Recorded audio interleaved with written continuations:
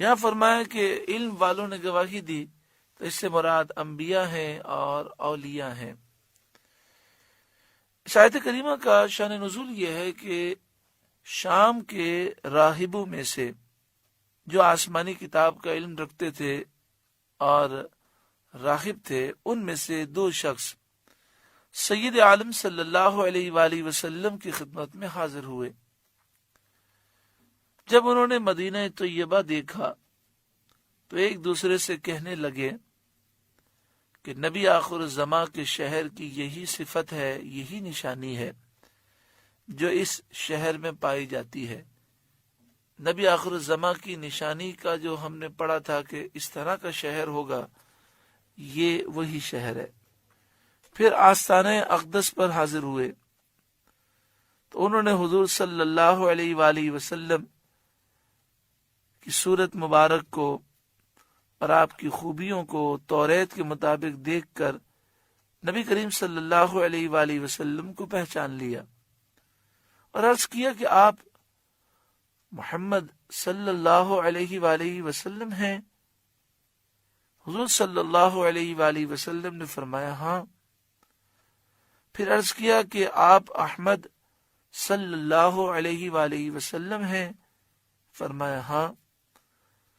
مسئلہ یاد رکھیں کہ جب بھی حضور صلی اللہ علیہ وآلہ وسلم کا نام نامی اسم گرامی محمد یا احمد سنے تو اس وقت درود پاک پڑھنا واجب ہے، اور اگر محفل میں ایک ہی مجلس میں بار بار سنے تو ایک بار پڑھنا واجب ہے اور بار بار پڑھنا مستحب ہے۔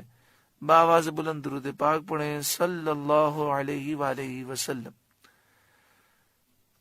تو عرض کیا کہ آپ احمد صلی اللہ علیہ وآلہ وسلم ہیں؟ آپ نے فرمایا ہاں۔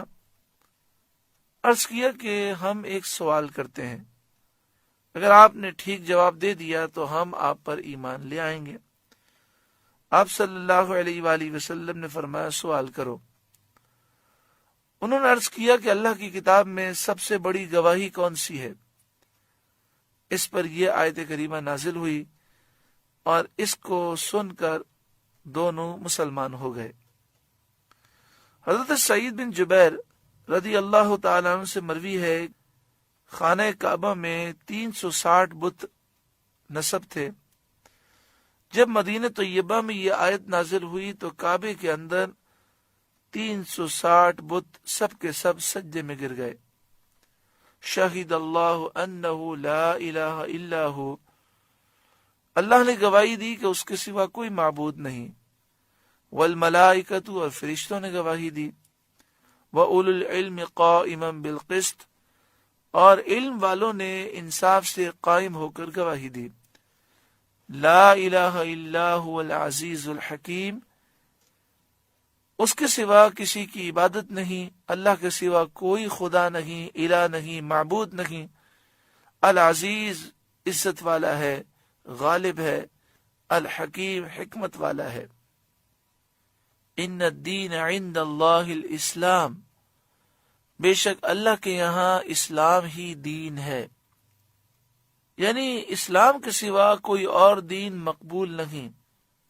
کفار نے اپنے دین کو افضل اور مقبول کہا تو اس آیت میں ان کے دعوے کو رد کیا گیا۔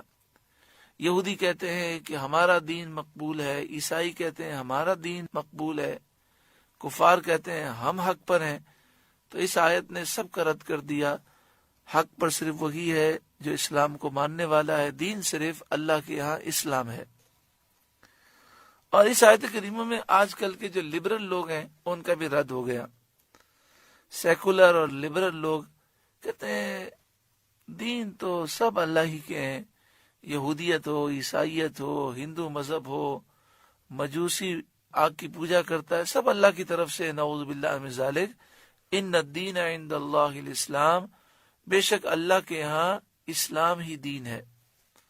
وَمَا اخْتَلَفَ الَّذِينَ أُوتُوا الْكِتَابَ إِلَّا مِن بَعْدِ مَا جَاءَهُمُ الْعِلْمُ بَغْيًا بَيْنَهُمْ، اور پھوٹ میں نہ پڑے اہل کتاب مگر اس کے بعد کہ انہیں علم آ چکا، بغیم بینہم، آپس کی جلن کے باعث، اپنے دلوں کی جلن کی وجہ سے۔ یہ آیت کریمہ یہودیوں اور عیسائیوں کے رد میں نازل ہوئی، جنہوں نے اسلام کو چھوڑ دیا اور انہوں نے سید انبیاء محمد مصطفیٰ صلی اللہ علیہ وآلہ وسلم کی نبوت میں اختلاف کیا۔ وَمَا اخْتَلَفَ الَّذِينَ أُوتُوا الْكِتَابَ إِلَّا مِن بَعْدِ مَا جَاءَهُمُ الْعِلْمُ، اہل کتاب نے علم آنے کے بعد اختلاف کیا۔ وہ اپنی کتابوں میں سید عالم صلی اللہ علیہ وآلہ وسلم کی نعت صفت دیکھ چکے، اور انہوں نے پہچان لیا کہ یہی وہ نبی ہیں جن کی آسمانی کتابوں میں خبریں دی گئی ہیں۔ باغیم بینہم، اپنے دلوں کی جلن سے، یعنی ان کے اختلاف کا سبب ان کا صرف حسد تھا کہ یہ نبی اکرم صلی اللہ علیہ وآلہ وسلم سے حسد رکھنے کی وجہ سے انہوں نے اختلاف کیا۔ اور حسد کی ایک وجہ یہ بھی تھی، انہیں یہ خیال گزرا کہ نبی اکرم صلی اللہ علیہ وآلہ وسلم بنی اسماعیل سے ہیں، بنی اسرائیل سے نہیں، تو انہیں دنیاوی نفع کی لالچ تھی۔ ان کا خیال تھا کہ جب ہم حضور کی طرف لوگوں کو مبذول کر دیں گے تو پھر ہمیں کوئی پوچھے گا نہیں، اور دنیاوی نفع ہم سے دور ہو جائیں گے۔ وَمَن يَكْفُرْ بِآيَاتِ اللَّهِ، اور جو اللہ کی آیتوں کا منکر ہو، فَإِنَّ اللَّهَ سَرِيعُ الْحِسَابِ، تو بے شک اللہ جلد حساب لینے والا ہے۔ جن لوگوں نے اللہ کی آیتوں کا انکار کیا، جنہوں نے نبی اکرم صلی اللہ علیہ وآلہ وسلم کو پہچاننے کے باوجود انکار کیا، جن تک حضور کی دعوت پہنچی اور انہوں نے قبول نہ کیا، ان قریب ان کا حساب ہوگا اور وہ جہنم کے عذاب میں داخل ہوں گے۔ فَإِنْ حَاجُّوكَ، پھر اے محبوب صلی اللہ علیہ وسلم اگر وہ آپ سے جھگڑا کریں، فَقُلْ، تو آپ فرما دیجئے، أَسْلَمْتُ وَجْهِيَ لِلَّهِ، میں اپنا چہرہ اللہ کے حضور جھکائے ہوئے ہوں، وَمَنِ اتَّبَعَنِ، اور جو میری پیروی کرنے والے ہیں وہ بھی اللہ کے حضور جھکے ہوئے ہیں۔ یعنی میں اور میری پیروی کرنے والے ہر وقت اللہ تعالیٰ کے فرمانبردار ہیں، مطیع ہیں۔ ہمارا دین دین توحید ہے، جس کا صحیح ہونا تمہیں معلوم ہے، تمہاری کتابوں سے ثابت ہے۔ اس دین کے بارے میں تمہارا ہم سے جھگڑا کرنا بالکل غلط اور باطل ہے۔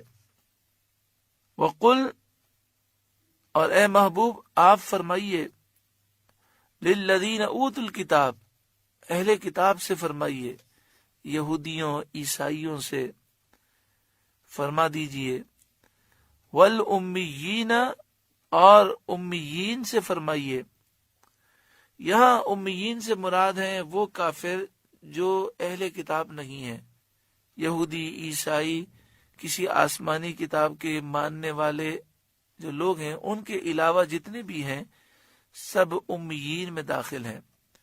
یعنی محبوب آپ دنیا بھر کے سارے کافروں کو فرما دیجئے، چاہے وہ کسی آسمانی کتاب کو مانتے ہیں یا نہیں مانتے، اسلمتم، کیا تم نے گردن جھکا دی، تم ایمان لائے، اپنا سر جھکایا۔ فَإِنْ أَسْلَمُوا، پھر اگر وہ اسلام لے آئیں، اپنی گردن جھکا دیں، فَقَدْ اهْتَدَوْا، جب تو وہ ہدایت پا گئے، راستہ پا گئے۔ وَإِنْ تَوَلَّوْا، اور اگر وہ منہ پھیریں، فَإِنَّمَا عَلَيْكَ الْبَلَاغُ، تو آپ پر تو یہی حکم پہنچا دینا ہے۔ منہ پھیریں گے تو اس گناہ کے یہ خود ذمہ دار ہوں گے۔ واللہ بصیر بالعباد، اور اللہ بندوں کو دیکھ رہا ہے۔ اللہ رب العالمین خاص فضل و کرم فرمائے۔ سورہ آل عمران کا دوسرا رکوع مکمل ہوا۔ اس رکوع میں جو نصیحتیں ہم نے سماعت کی، جو فیوز و برکات لیے، اللہ تعالی ہمارے سینوں کو اس سے روشن و منور فرمائے۔